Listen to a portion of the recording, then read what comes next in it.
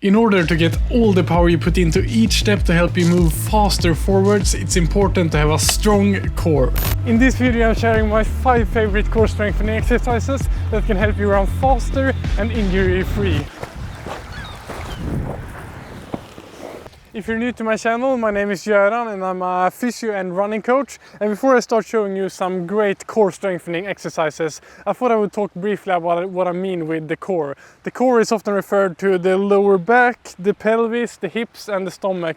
And when we talk about core training, we often mean training those deeper, specific muscles that play an important role in stabilizing the body. So let's start with one of my absolute favorite core strengthening exercises for runners. This exercise is a variant of the classical side plank. So you just start off with going into a plank position like this, trying to keep your body straight, and then you start lifting your upper leg like this. And then you'll start to feel that you really work hard in those abductor muscles on the outside of your hip down here. And those muscles are so important to keep your hips straight while running and to have an efficient running stride. And this exercise you can do for 30 seconds, 2 to 3 times per side. Before we move on to the next exercise, let's talk about if there is actually any evidence supporting doing these kinds of exercises. The exercise I just showed you was actually one of the exercises used in a study where runners randomly was divided into 2 groups. A control group who carried on with their normal training and did no additional core strengthening exercises. And a core training group who also maintained their regular training but added 3 short extra core training sessions per week for 8 weeks. In this study they found that the group that did the core training for 8 weeks used significantly less oxygen when running at faster speeds, while the control group did not have this improvement at all.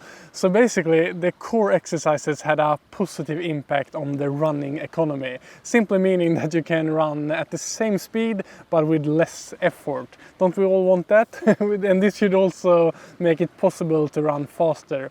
Reading studies like this at least motivates me to do more of these kinds of exercises that I've, to be honest, been doing way too little of myself lately. So let's move on to the next exercise. For this exercise you start off in a position like this, like if you were going to do a push-up. Try to keep your body in a straight line and feel that you activate all those stomach core muscles, and then you start lifting the legs like this. And the faster you do it, the tougher it will be, and this will really get you working on those deeper stomach core muscles. And it's also super relevant for runners, since you lift up one leg in a similar movement as you do when you're running. All of the exercises that I will show you today you can do without any special equipment needed, which is nice because then you can do it outdoors like I'm doing here.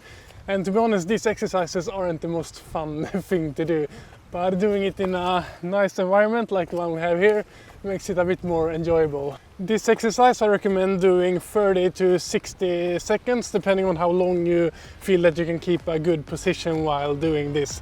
And you can do it 3 times with a little rest in between. This next exercise I've actually taken from a video clip of the greatest marathoner ever, Eliud Kipchoge, and his training group doing this exercise. So it should be a good one for runners then, right? And I feel it's a really good one. You start with laying like this, and then you put both of your legs up like this in a 90-degree position in the knee, and then you take your opposite hand to your opposite knee, and then you put pressure there. So you push there while letting the other leg go down like this. And then you just go from side to side like this, and the more you push with your hand the tougher it will be, and this will really work those deeper stomach core muscles as well. And this exercise you can do for 60 seconds times 3. We can't talk about core strengthening exercises without mentioning the plank, right? But I'm not a huge fan of the standard static plank position. So what I like to do to make it more dynamic and more relevant for running is that I start off in a plank position like this, and then I like to kick up with one foot at a time like this. This makes it not only more dynamic but also a bit tougher. And then I like to switch this with doing like this, putting one hand in front of you and switching between the arms. And while doing this, you try to keep your body in as straight position as possible. And this exercise you can do for 30 to 60 seconds times 3. Now let's move on to my favorite way of training core stability.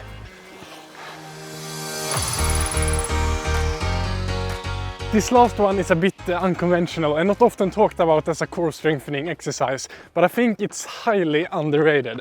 We all know that running is the most relevant training for running. And of course, when you run, you will strengthen all of those relevant core muscles. And one way to do this even more is to run off-road in rough terrain. Running in terrain like this with uneven ground and obstacles that you have to pass forces you to activate all of those stabilizing core muscles. Plus, of course, you will train a lot of other things than just your core from running in places like this. So those are some great exercises to strengthen your core muscles.